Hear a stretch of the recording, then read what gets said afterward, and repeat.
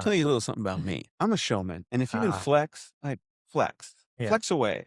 Like, hey, I did this and I built this. Do that, right? Do that. Go nuts. And I'll be like, oh, wow, man, that's incredible. Tell me more. Did you ever work with, anyway.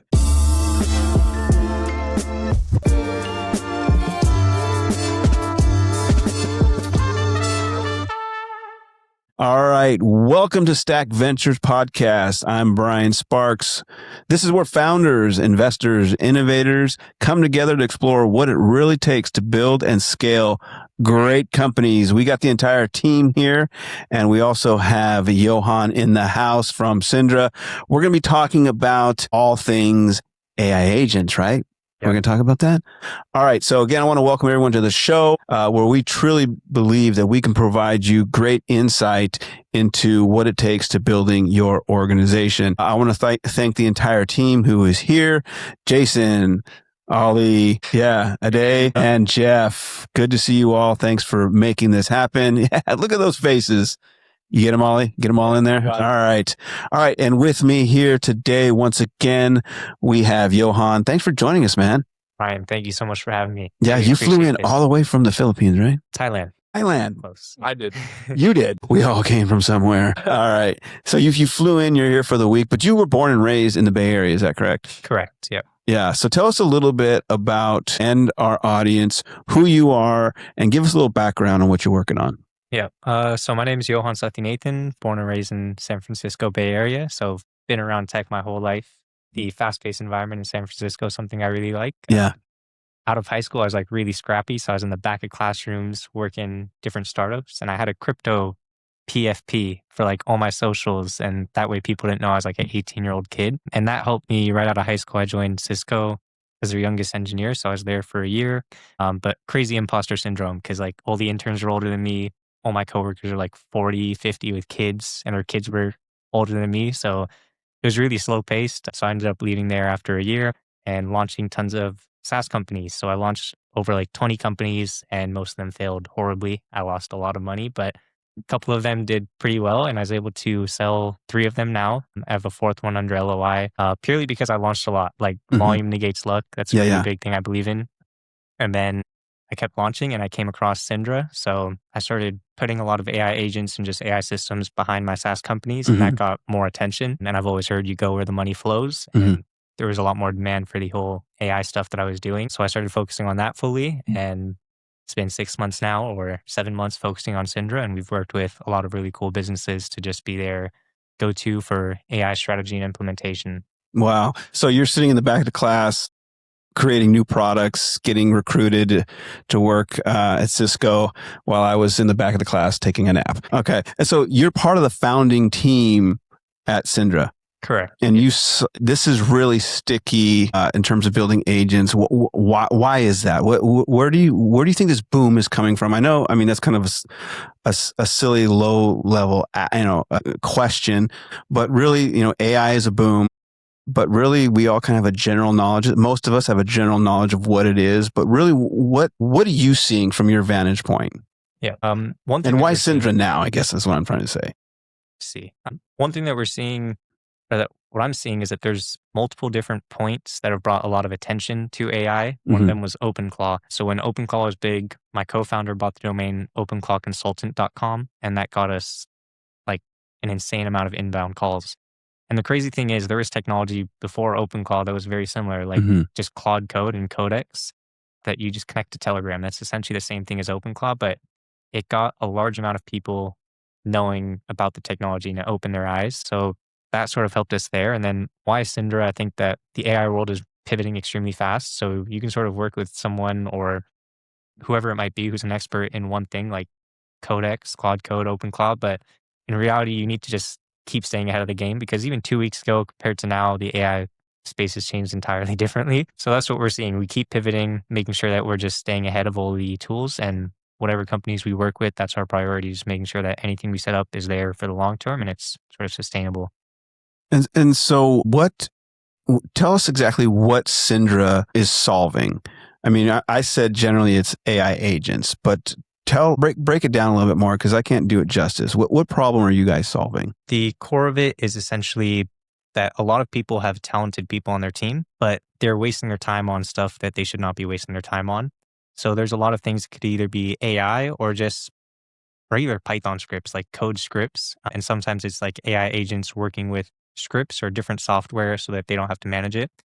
So, for example, Stack, they have email marketing, and there was one person sort of manually running the whole email marketing. And there was some basic stuff like email deliverability. That was a lot of the emails were just going to spam, and humans could sort of see that, but an agent can manage and run that entire operation. And it might be something small, it might be like 2 hours a week, but you're buying that person's time back, letting them focus on higher leverage tasks that's like really unique to them that can't be automated. Like an agent can sort of run email marketing, monitor it, make sure that all the stuff are up to par. Email deliverability is good. It can change the A/B testing, and then that person who's like really talented at what they do, they can sort of be there for the final 20% to give their human judgment or human touch. So you keep, I mean, because a lot of concerns people have with AI and the agents that are being built, that it's going to take their job. But essentially what you're doing is you're building agents that require a human in the loop, and there's this integration to be more efficient. Is that what I'm hearing?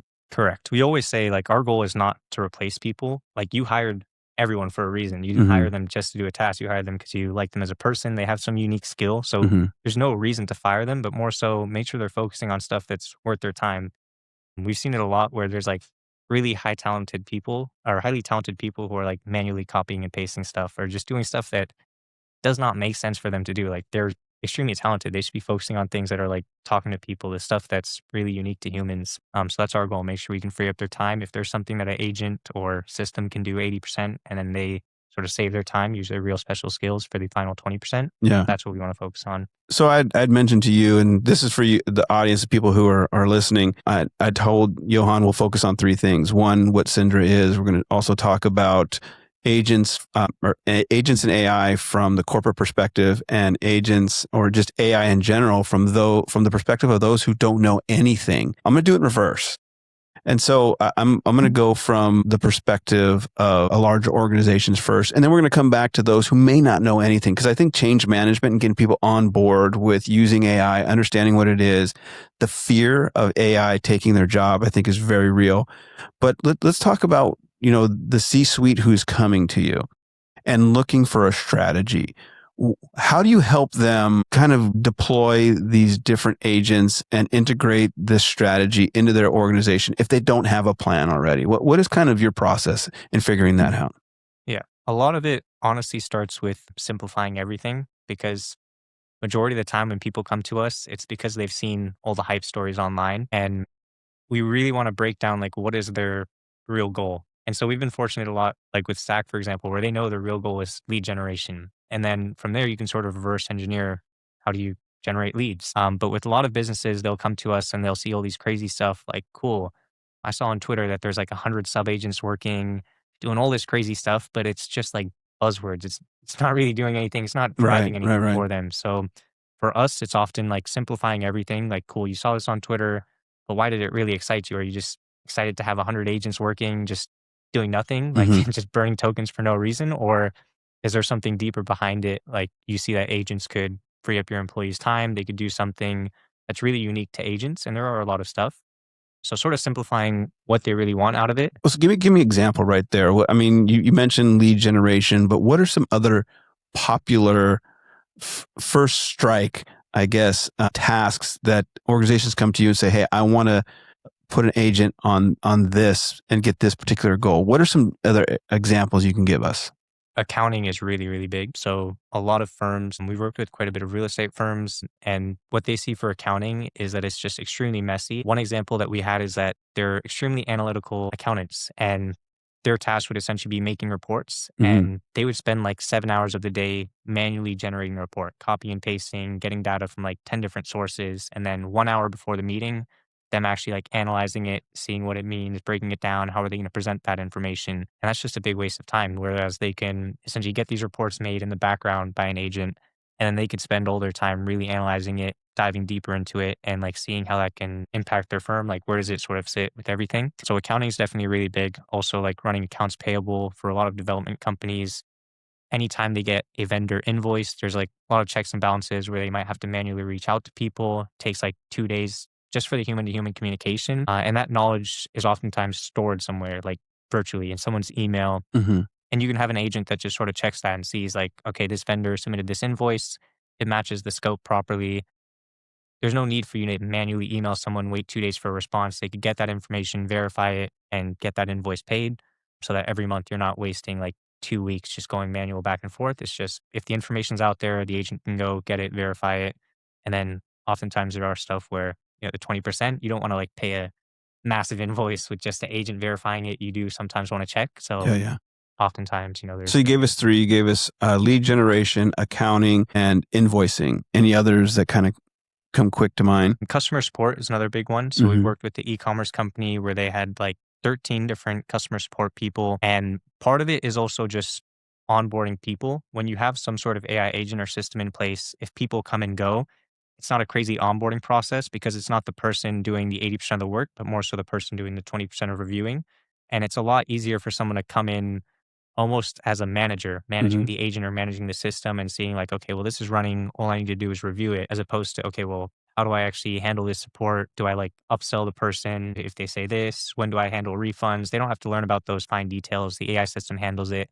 They're just there for the final review, and then they could talk to an employee who's currently there. So customer support is also another very big one.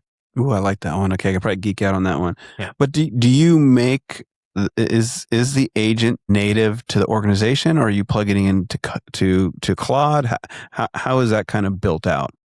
So it is case by case. A lot of times we lean towards setting it up on their infrastructure so they own it and we can make it model agnostic. A few times we have used stuff like Claude managed agents because they have a really good relationship with Claude Mhm. Enterprise. They want to stay fully to Claude. But me personally and at Syndra, what we do lean towards is making it on their infrastructure and model agnostic. That way, if for some reason Claude has an outage, doesn't really hurt you. You can have like business critical stuff on the actual system and there'll just be fallbacks ready to go. And can you have it hybrid where you kind of have something both? Yeah. And so a lot of our listeners are founders. How could they utilize Syndra in order to execute a lot of these time-consuming tasks in order to get back to either fundraising or building? Where would they begin with that? And there's no systems yet in the early stage. It's really kind of just founder led. How can they start thinking about possibly bringing you in order to kind of help with some of these tasks? Yeah. A lot of it does start with documentation. You can't automate what you don't know. So that's something that we do help with, where if it is just very messy, you know that you have a small team, but time is just like being burnt. Like people are just nonstop going one fire after the other. That's something where we can come in and sort of sit by your team. We've done a lot of on-sites where we go on-site, just sit in person and watch how people work and then see like there's a lot of stuff that might not come to your mind, but as you work and actually do it, you'll see that, okay, I just spent like 2 hours going through my email, or there's a lot of other examples where you don't even realize it until after you do it and you see that so much of your time is being wasted on it. So either founders can take it in their own hands to sort of write that documentation, have their team members sort of start tracking, what am I doing every day? Do I really want to do this? And there's two things that we track, which is tediousness and then the stakes. So like how tedious is a task and then how high are the stakes? Because if something is extremely tedious and low stakes, AI should definitely step in. But if it is not that tedious and high stakes, human should 100% be there. Yeah. And oftentimes it is hybrid, like AI doing certain percentage and then human there to review it. Yeah. So yeah, documentation is the first step. Can't automate what you don't know. Once you understand all the different processes and opportunities, you can see what the best fit is, because you don't have to over engineer. Sometimes it is AI, but sometimes it is Python scripts, stuff that have been around for decades. So what I'm hearing is someone could come to you and know exactly what they want. One hand, that'd be, your dream. Like, hey, I want exactly this. You just build it. But on the other hand, someone could come to you and go, look, I don't even know where to begin. We, as a huge organization or maybe a startup, we don't know what to begin, but we really need the advantage in order to be more efficient. You would come in and just kind of shadow them and see where they're burning daylight, essentially. Is that what I'm hearing? Correct. That's great. And so then you start building, what's kind of like, you build the agent, then what's kind of the long-term relationship that an organization would have with a consultant or with Syndra? What does that look like long-term? Yeah. A lot of times, since it is a mix of like the agent and then different scripts or whatever it might be, we're there to just constantly train and improve your AI employee. So it's similar to just having. You're the AI HR. Yeah. Yeah. That's a good example. Okay. Yeah. I see that. AI, Okay. HR. Yeah. I like that. And so you help train the staff, which is your agents, and you kind of keep them in line and make sure they have everything they need and communication is happening. And so you can grow with the organization. Is that what I'm hearing as well? Yeah. Correct. Okay. I love it. And so we've kind of looked at two of the buckets, what you guys are building at Syndra. We'll come back to that. We'll bring it full circle. Like, what's next for you guys? How can people connect with you? What are some of the biggest pain points that people are struggling with now?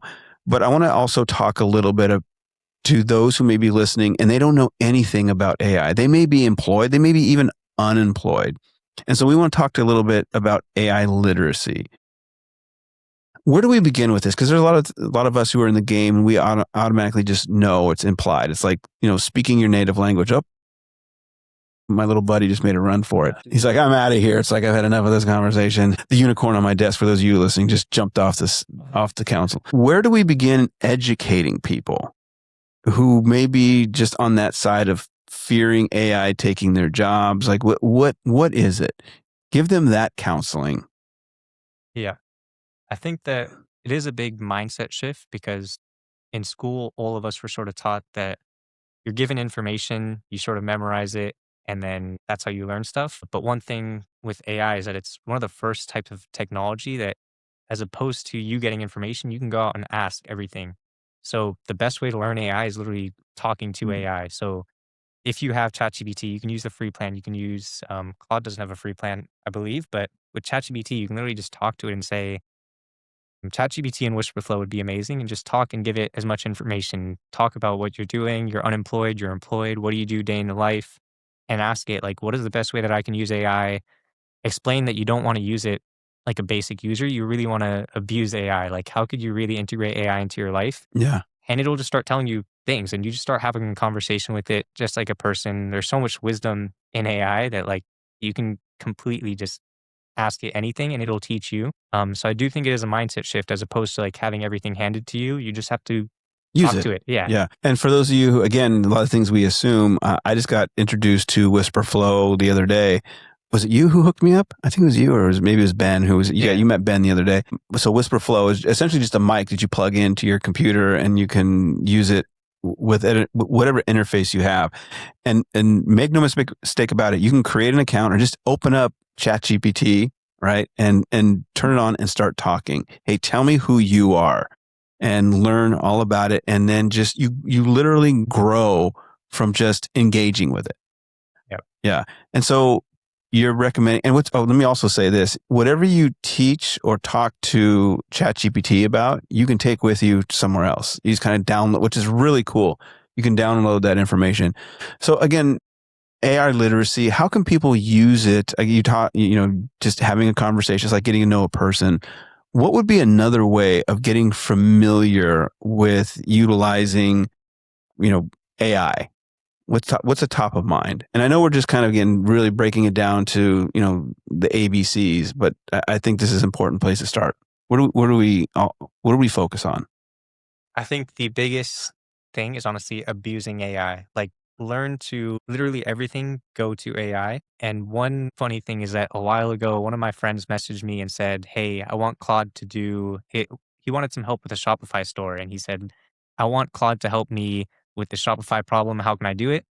And what I responded was literally just go ask Claude exactly what you just asked me, because you don't need to ask other people. You literally need to abuse AI. So as opposed to searching on YouTube, as opposed to searching anywhere, if you have any questions, just ask AI. Like, that is the biggest thing. And if people learn that any question they have, they can just ask AI, they will learn a lot faster and just abuse AI. And you meant, so Claude, AI, and ChatGPT, they're simple and they're similar, right?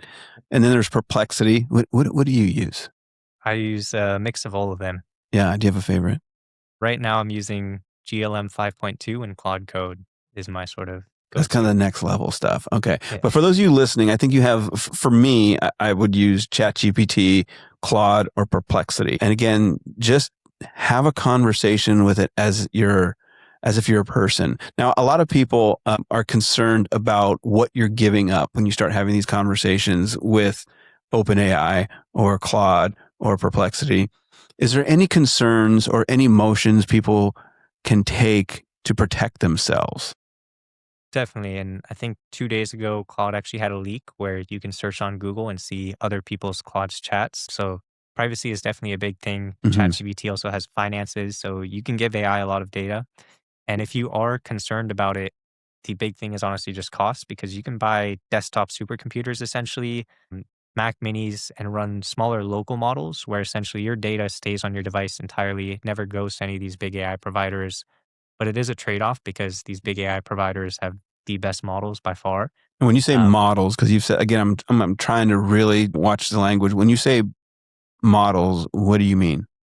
These are essentially LLMs. So they're like tons of data trained and it's what you're talking to. So ChatGPT uses an LLM under the hood, and you can use ChatGPT with a lot of different models, which are LLMs. And the different models will give you different experiences. If it's a smaller model, it just means it has a smaller amount of data in it. It might be a little bit slower. It might be a little bit dumber, essentially. And a lot of these big AI labs just have insane amount of money, insane amount of compute. So they have these massive models that are extremely smart. But if you are concerned about privacy, you can have smaller models with like smaller amount of data on your device running locally. So it never goes to the cloud or any of these big AI companies. And then your data is a lot more safe, private to you, but it is a little bit dumber. Interesting. A lot of stuff. Ollie, you got a question? I see you over there. This is good. All right, we're taking a question from the team. Yeah. So quick question. You mentioned at some point, you're building solutions and then you just sit with the customer, you kind of build it out custom for them. So I'm kind of wondering, to what extent could you see that kind of as being like a forward deployed like startup almost? And like, how do you balance building custom solutions versus trying to build something that's like, like out of the box or like one size fits all kind of, if that makes sense, especially now that you can go so quickly. Like a plug-in? Yeah. How do you Yeah. approach that tension or that balance? Yeah. So we are honestly like forward deployed company. And what we're seeing is that us internally, we can sort of have a base layer of agent. So we have like a base layer of agent and we deploy that for every business that we use. And then we make sure that we tailor it because at the end of the day, even if we only focus on accounting, the processes are so different. Like what software are they using? Every company's process is extremely different. So there's no way that we can really make a true one size fits all from what we've seen. So we can make that base layer that speeds up a lot of stuff. It has that general knowledge. If there is something that we can like safely share or safely reuse, we can do that. But we see that we have that base layer, deploy it for a company, and then after that, make sure that we have someone available so we can tailor it to their actual workflows. What are the actual systems? What are the softwares they're tied into? How do they like ideally want to use it? Yeah, really good. I love that. Stack Ventures is transforming real estate into full stack ecosystem solutions for the East Bay residency and global startups, backed by Barrington Capital. Located in the heart of uptown Oakland at 1900 Broadway and 1950 Franklin, Stack Space has 2 towers and a data center with 1.5 million square feet of luxury living, event space, resort-style amenities, EV mobility, office space, and access to one of the biggest startup ecosystems in the Bay Area. Check out stackspace.com. That's STAK, stackspace.com for more information. We'll see you soon.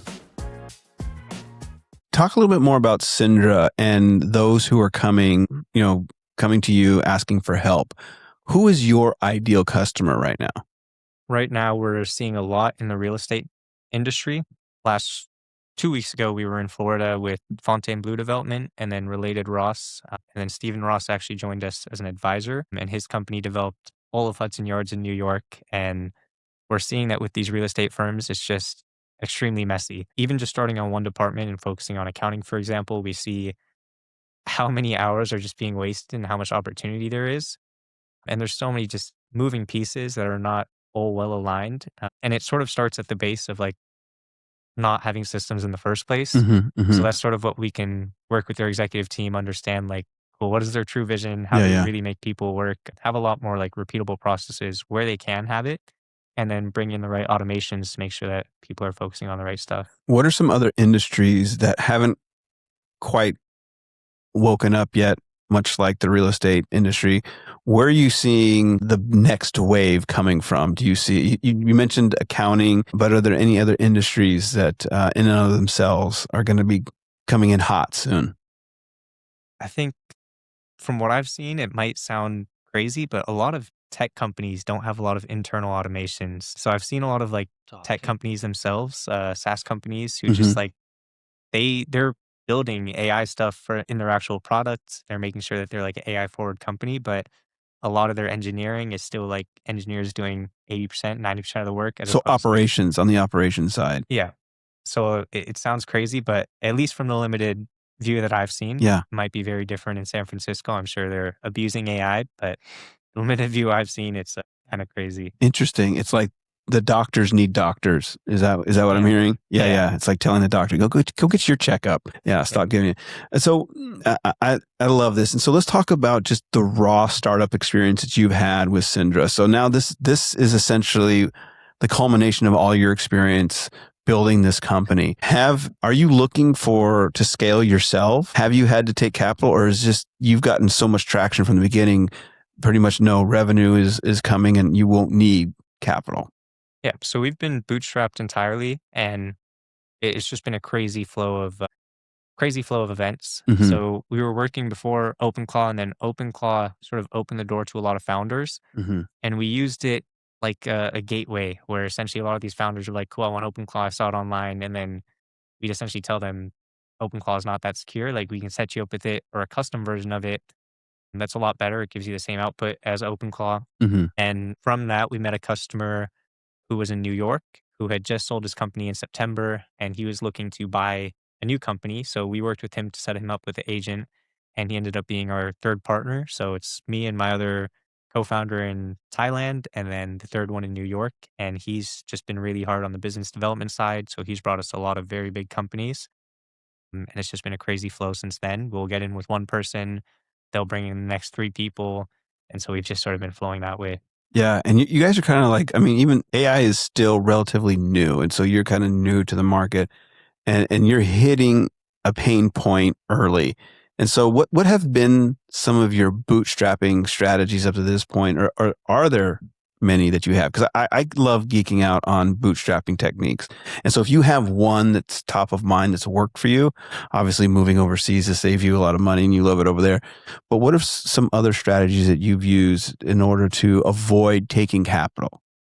A lot of it is just taking time and like trusting the process. So like we could have gone and hired a lot more and scaled a lot more aggressively, but we hire most of our team offshore. We only have one engineer in New York because there's some like on-site stuff needed there. But being very strategic where me and my other co-founder, we haven't taken any salaries at all. Or all three of us haven't taken any salaries. We're just reinvesting literally everything back into the business, purely hiring people, which sounds crazy because we're all about AI agents, but there is still a lot of calls that are needed with people, Sure. a lot of human interaction. And so that's been our main focus is that we're setting up a lot of AI systems in place for us so that the first like 2 months, we didn't have a large team. It was a lot of AI agents.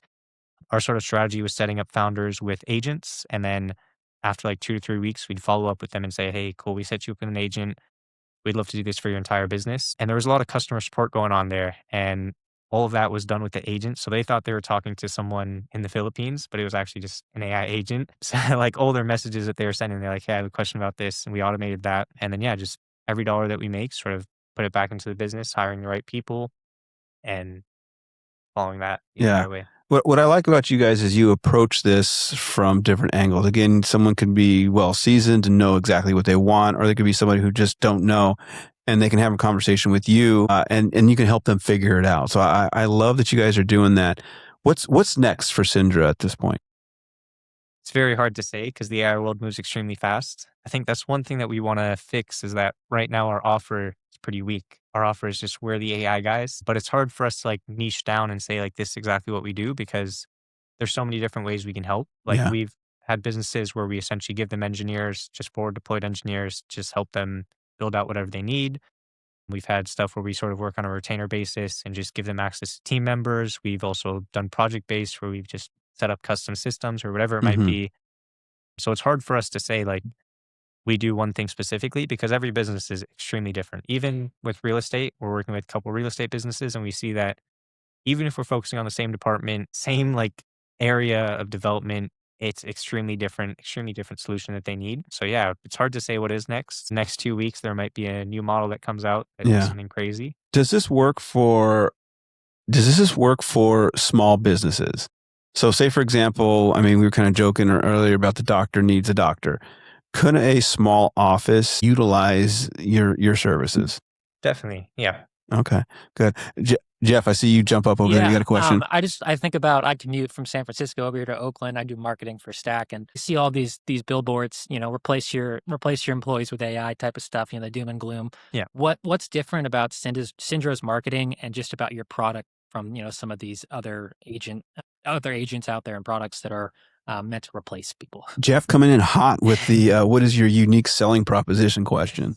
I think a lot of it is managing expectations. And what we see is if we can like really make people happy, they're going to stay around long term and refer more people. So if you tell them you're going to go and replace people, I think that's very hard to truly do. Like there will be agents that are just running haywire. Crazy example, I let my agent run haywire. I texted Brian yesterday and was like, hey, I connected it to LinkedIn Sales Navigator. Here's 3 people I'd love to talk to. And then Brian replied, I was like, oh, wait. I probably shouldn't have sent that. But yeah, like if you do go in That with wasn't the you? intention, That wasn't you? That was your agent? I let my agent control my computer, check my contacts, checked LinkedIn Sales Navigator, and then saw who could make warm introductions. You were so nice. Your agent is so nice. Yeah. But like if you try replacing humans, I think that expectations will be like crushed. They'll see them go haywire. There's so many things in place that like humans need to review it. And then they're just going to be mad at you. They're going to churn. They're going to be like, what? This company told me I can replace people. I just went and fired 3 people. Now I need to go rehire them. I'm not referring them to anyone. I'm going to leave them a 1-star review. I'm going to talk bad about this company. So who knows? Maybe their tech is good, but from what we've seen, you still do need a human there. So that's what we're really focusing on, is that you have amazing humans in place, free up their time so they can focus on the high quality tasks. You don't need to replace anyone. Your company's going to grow. You can double your productivity without doubling your headcount. Yeah. And hey, you're jumping up. You got a question. Yeah. We are seeing sort of news just as people are following different companies, especially larger ones. We are seeing news of sort of rehiring, which is challenging that narrative about replacing people and about where we are right now with AI. What are you seeing where you see these companies, pretty well-known ones, who are having rehiring waves? What do you think could be going wrong with that implementation process? I think there's a few things. One is managing expectations. Like people have in their head they can replace people, but AI isn't there yet. And I believe one of the reasons AI might not be there yet is because there is pushback. Just like politics in a company, if you go and fire, there's 4 people, they're probably friends. And if you go fire 2 of them and tell the other 2 people, cool, use agents to replace their job, there's going to be some pushback. Like they're going to be like, what? You just fired my friend. You want me to do their work now with the agent? They're going to have pushback there. So that might be one of the reasons. But also, I feel like it's going to take some time for AI to truly be able to do end-to-end work without any review running haywire. Like I've seen it where we always need a human in the loop, whether it be a small percentage just doing the final sign-off. So managing expectations is big. Like if you go in thinking this agent can truly do everything a human can do, you're going to see it run haywire and be like, wait a minute, can't do it. I'm going back to this person. Well, this is what I'm seeing in events. And the hot topic, obviously, is staying on top of what AI is doing. And people will sit on stage acting like they're the experts, but really, we're all still kind of learning this. And what I want to encourage everyone to do, if they're thinking about deploying an AI strategy, is have a conversation with someone like Johann or Syndra, someone there, and talk about your strategy. Because I think to your point, Ade, is that people don't have a strategy. They just want to throw an AI agent or AI strategy at the wall like spaghetti. Yeah. They don't know that you really need to, like you talked about earlier, is have that process in place, is have it written out. And so they're just it's doing this wild, wild west approach to it. Fire someone, hire them back, get angry. But really what it comes down to is leadership wasn't informed on how to deploy an effective AI strategy. So I think that's what I've mentioned it twice. I love what you guys do is you'll come in and walk alongside them. You'll shadow them and give them the advice that they need before building this out. So this leads to my next question. This sounds expensive. Because it's new, it's the new shiny object, but is this cost effective? I was asking earlier, is this, for the mom and pop shop who wants to be more efficient with, the produce that they purchase for their restaurant, or you have the large scale organization that has, 1,000 employees. Is this cost effective? Is this in reach of everybody to take advantage of? Yeah, I think since the AI space is very large, there's multiple different ways to make sure it's cost effective. So if you are a smaller mom and pop shop, there's amazing tools like Claude Cowork that you can get plans from $20 a month or even $100 a month, which would be more than sufficient to save you some time, and you can see some ROI there. So like, sure, if you're a smaller shop, maybe it doesn't make sense to go and spend thousands of dollars on credits because you might not see the ROI there. But even spending $100 a month on Claude Cowork and then sort of seeing, again, you can't automate what you don't know. So like before you go and do anything, just spend a week as you're doing tasks, just be very mindful. Like, what am I truly doing? Is this something AI could help with? And then abuse AI, talk to AI, say, hey, this is what I did today. Are there any opportunities that you see you can help me grow my business, get me closer to my goals? So yeah, it's more about just understanding what you're doing and then seeing what tool is the right fit. Maybe a $20 Claude plan you'll see ROI with, or if you're a bigger business, maybe burning thousands of dollars on credits will get you the clear ROI there where you're spending, who knows, $10,000 on credits. But if you wanted to get your employees to do it, that might have cost $30,000 of Yeah. time. Yeah. And so you're freeing up your employees' time, saving money there, and then everyone's just a lot more productive. Yeah, this is so good. In terms, and you're talking about credits and spend and all that, and we'll go into that, and of course, in future episodes. But what I hear you just saying is, there are a lot of really bright people who have started companies, whether it be a startup or they have a mom and pop shop, and so there's a high degree of competence. Like they know what they're doing. It's much like a good athlete, but it's sometimes unconscious competence. Like they don't know how they're doing. When you build something, obvious times you're just flying by the seat of your pants and you're making things work on the fly. And so really what's difficult is if you're in that groove of a startup and you are almost like in survival mode from month to month or whatever, slowing down and going, okay, what am I actually doing that works, and creating those systems, it can be tough. And so bringing in, again, consultants like Sindra or Johann can be really effective in slowing down and understanding what you're doing in order to be effective. So there's going to be that step.